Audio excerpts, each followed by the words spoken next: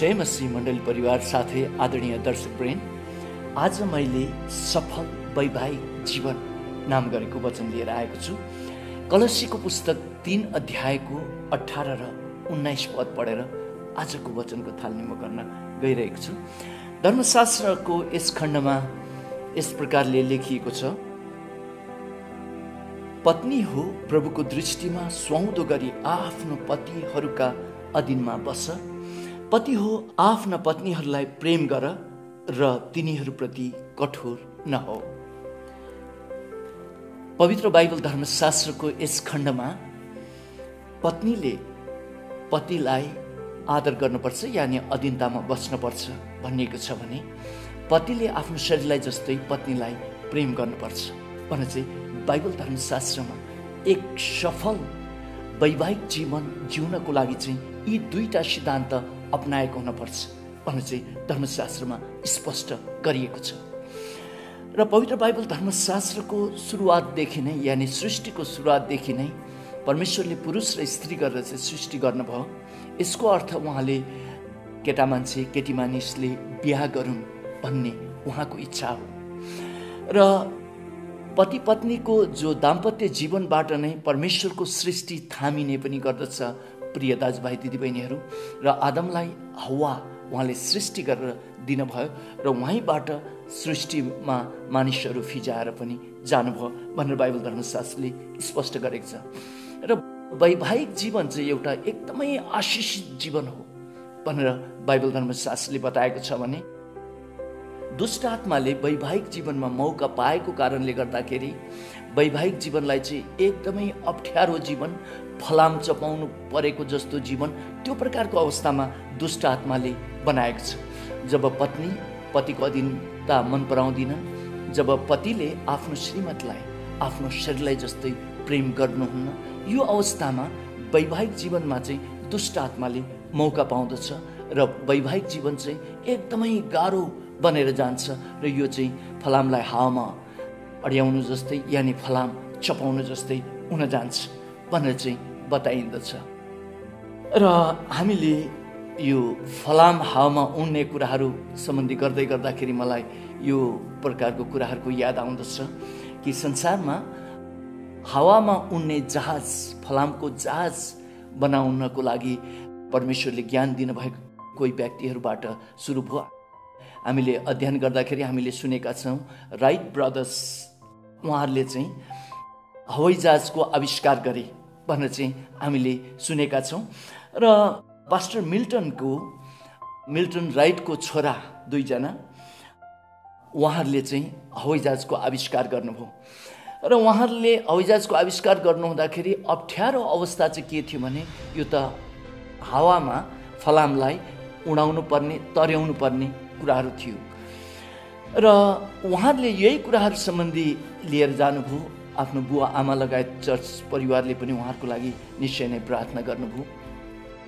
र यो प्रकारको कुराहरू जताततै फिजिरहेको अवस्थामा डिसेम्बर 10, 1903 न्युयोर्क टाइम्सको सम्पादकले सम्पादकीयमा यी मानिसहरूको हावालाई विश्वास नगर्नु, एउटा यो त हावामा तर्याउन सकिन्न भने यी मानिसहरूले त हवाईजहाज बनाएर मानिसलाई हावाबाट यात्रा गराउँछु भन्दैछ, यिनीहरूको कुरामा विश्वास नगर्नु, पैसाले सहायता पनि नगर्नु भनेर चाहिँ त्यो प्रकारको गलत समाचार छरियो। तर ठ्याक्कै 1 हप्ता पछाडि राइट ब्रदर्सले किटी हाउक नाम गरेको एउटा जहाज, पहिलो हवाईजहाज बनाउनु भयो र उहाँहरूले उडाउनु भयो। र प्रिय दाजुभाइ दिदीबहिनीहरू, यहाँ भनिने यो चलन छ कि राइट ब्रदर्सहरूले एउटा सिद्धान्तको प्रतिपालन गरेको कारणले गर्दाखेरि उनीहरूले फलामलाई हावामा उडाउन सफल भए। त्यो सिद्धान्त चाहिँ विज्ञानको सिद्धान्त यो थियो कि राइट ब्रदर्सहरूले यो कुराहरू थाहा पाए, कुनै पनि चिज वस्तु गतिमा जान्छ भने त्यसले ओजन घटाउँदछ र जब यसले ओजन घटाउँदा घटाउँदै 0मा पुगेपछि यो तरिन सक्छ भन्ने चाहिँ उहाँहरूको विश्वास थियो। नभन्दै त्यस्तै नै भयो। र यो विज्ञानको भाषामा भन्दाखेरि भेलोसिटी इन्क्रिज हुँदा मासको डिक्रिज हुन्छ भनेर चाहिँ भनिन्छ। र त्यही सिद्धान्तको आधारमा राइट ब्रदर्सहरूले पहिलो पटक किटी हाउक नाम गरेको हवाईजहाज 1903मा उडाएर देखाइदिनु भयो र त्यहीबाट अहिले संसारभरि हवाईजहाजहरू आउँछ र सबभन्दा ठुलो हवाईजहाजमा 900 जति मानिसहरूले यात्रा गर्दछन् भने अमेरिकाको आकाशमा मात्र सामान्य समयमा 1 लाख जति हवाईजहाजहरू उड्छ भनेर चाहिँ बताइन्छ र हवाईजहाजले यात्राको जगतमा एक प्रकारको ठुलो आन्दोलन प्रकारकै कुराहरू ल्यायो र यो सम्भव चाहिँ यही कारणले गर्दाखेरि मात्रै भयो कि जब उनीहरूले एउटा विज्ञानको सिद्धान्तको प्रतिपादन गरे कि कुनै पनि चिजहरू मासलाई चाहिँ उसको ओजन घटाउनको लागि चाहिँ भेलोसिटी यानी स्पिड इन्क्रिज गर्नुपर्छ भन्ने कुरा पत्ता लागेपछि उनीहरूले हवाईजहाज आविष्कार गर्न सके।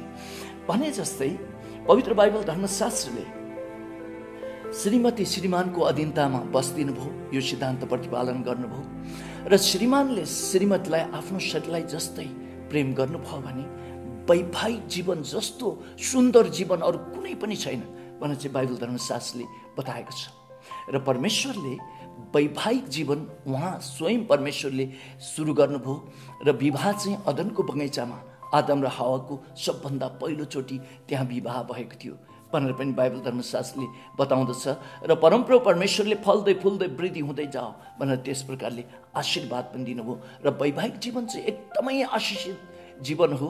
तर दुष्ट आत्माले मौका पाइकन यसले नाच्ने मास्ने र खतम पार्ने प्रकारको कामहरू चाहिँ यही दुईटा सिद्धान्त, अधीनता मन नपराउने, आफूलाई जस्तो प्रेम नगर्ने, यही दुईटा सिद्धान्त भङ्ग भएकोले गर्दाखेरि आज संसारमा जताततै डिभोर्स पाल्पाचुकीका कुराहरू हामी पत्रिकामा पढ्दछौँ, सुन्दछौँ र देखेका पनि छौँ, भोगेका पनि छौँ।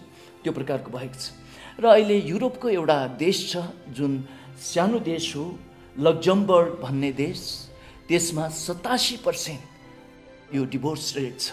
कस्तो दुःख लाग्दो कुरा हो।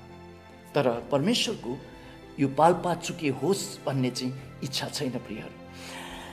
र विवाह चाहिँ न्यायबाट होइन तर मायाबाट टिक्छ भनेर चाहिँ बाइबल धर्मशास्त्रले बताउँदछन् र कति मानिसहरूले चाहिँ न्यायबाट कानुनबाट म वैवाहिक जीवन पारिवारिक जीवनलाई टिकाउँछु भनेर चाहिँ त्यो प्रकारले प्रयास गर्नुहुन्छ। तर त्यसो हुँदाखेरि हृदय दुईटै हृदय टुक्रिँदै जान्छ र यो हिन्दी गीतमा भने जस्तै शीशा हो या दिल हो आखिर टुट जाता है। अब दिल टुटेपछि चाहिँ त्यहाँ फेरि डिभोर्सका कुराहरू आउँदछ प्रियहरू। र मैले एउटा अङ्ग्रेजीमा कथा पढेको थिएँ, एउटा असल इसाई श्रीमान श्रीमतीको विषयमा। यो कथा सुन्दाखेरि एउटा साधारण जस्तो लाग्छ तर यसमा भित्री रहस्य छ। र श्रीमानले श्रीमतीलाई असाध्य प्रेम गर्नुहुन्थ्यो अरे आफ्नो शरीरलाई जस्तै, र श्रीमती चाहिँ हर कुरामा श्रीमानको अधीनता प्रेमले नै मान्नुहुन्थ्यो। उहाँहरूको एउटा टाङ्गन घोडा रहेछ र श्रीमानले सम्झिनु भएछ कि मेरो श्रीमतीलाई धेरै दुःख भयो यो टाङ्गन घोडालाई दैनिक घाँस काटेर हाल्नको लागि भनेर चाहिँ विचार गर्नुभएछ र श्रीमतीलाई भन्नुभएछ, श्रीमती म आज लगेर हाट बजारमा यो घोडा बिक्री गर्नु पर्यो, बिचारा तिमीलाई कस्तो दुःख भइसक्यो भनेर चाहिँ भन्नुहुँदाखेरि श्रीमानज्यू तपाईँले भनेको कुरामा मैले के चाहिँ नाइ भनेको छु र हजुरलाई जस्तो मन ठिक लाग्छ गर्नुहोस् न भनेर चाहिँ उहाँले भन्नुभएछ। त्यस पछाडि श्रीमानले घोडा लिएर हाट बजारमा बिक्री गर्नको लागि जानुभएछ। जाँदाखेरि बाटोमा त्यो हाट बजार पुग्ने बेलामा एउटा गाई र बाछा डोराउँदै बिक्री गर्न लगेको मानिसलाई देख्नु भएछ र उहाँले सम्झिनु भएछ सायद यो गाईलाई मैले घोडासँग साटेँ भने मेरो श्रीमतीले दुध पनि खान्थिन्, घाँस पनि थोरै हाल्नु पर्थ्यो भन्ने विचारले छेउमा गएर मेरो घोडासँग गाई साट्ने हो भाइ भनेर सोध्नु भएछ।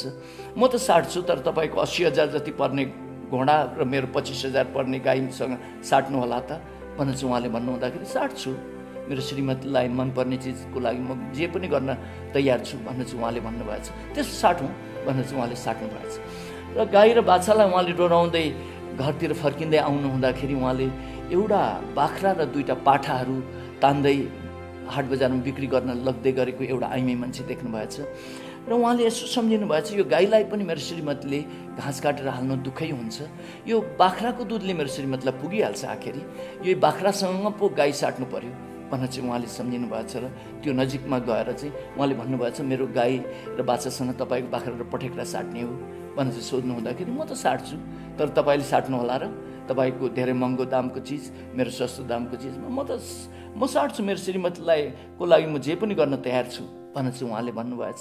त्यसो साटौँ भनेर चाहिँ उहाँले साट्नु भएछ।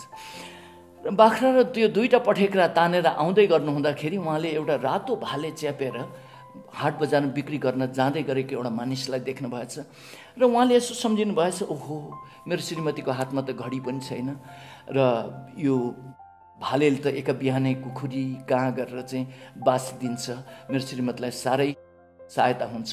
त्यसले गर्दाखेरि यसले मान्यो भने भालेसँग चाहिँ यो बाख्रा साट्नु पर्यो भनेर चाहिँ उहाँले प्रस्ताव राख्न जानुभएछ। राख्दाखेरि त्यो तपाईँले कुरा नगर्नुहोस्, तपाईँले बाख्रा र पठेक्रा मेरो भालेसँग साट्नु होला भन्दाखेरि मैले फलाना चिजसँग फलाना चिज साटेँ, फलाना चिजबाट अहिले यो बाख्रा साटेको हुँ र तपाईँसँग साट्दिनँ होला त भनेर चाहिँ भन्नुभएपछि त्यसो साटौँ भनेर चाहिँ उहाँले साट्नु भएछ।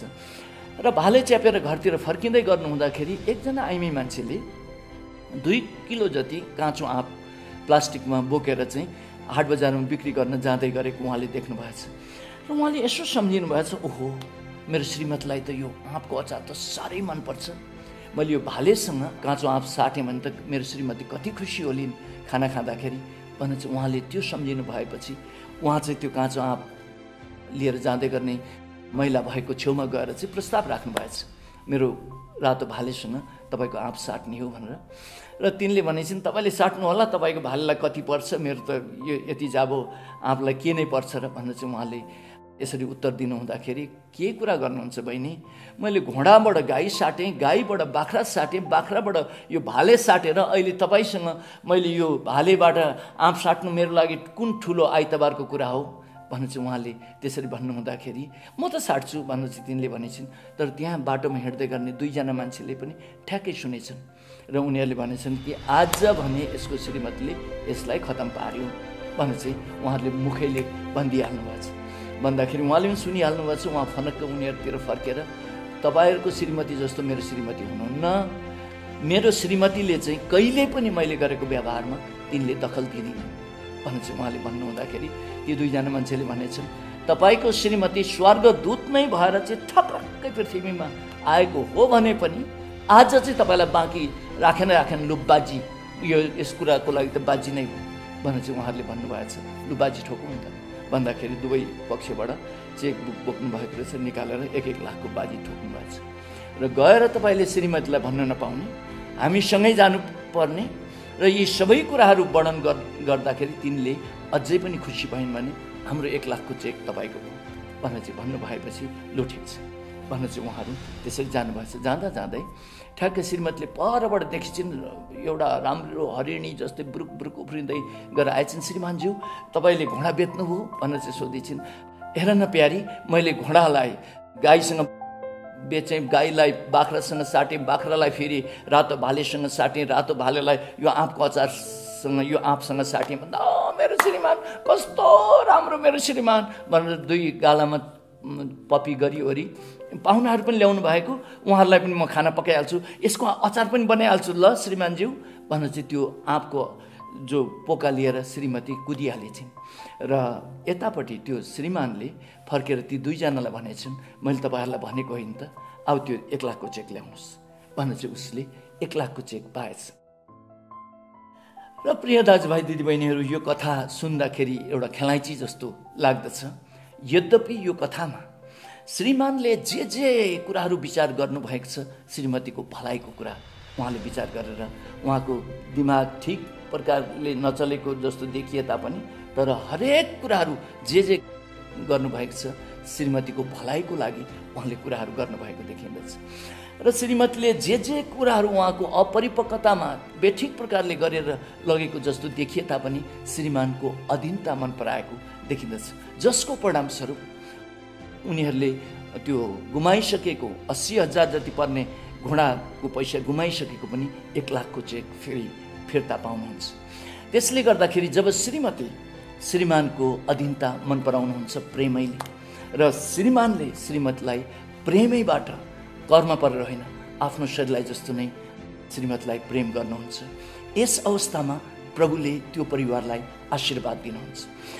र श्रीमान असाध्यै मूर्ख पट मूर्ख नै हुनुहुन्छ भने पनि मलाई परमेश्वरले दिनुभएको उहाँको छोरा हुनुहुन्छ र म धरतीमा त कति नै बस्ने हो र, तर म उहाँलाई प्रेम साथ उहाँको अधीनता म मन पराइदिन्छु, बस्छु भनेर चाहिँ उहाँले त्यस प्रकारले निर्णय गर्नुभयो।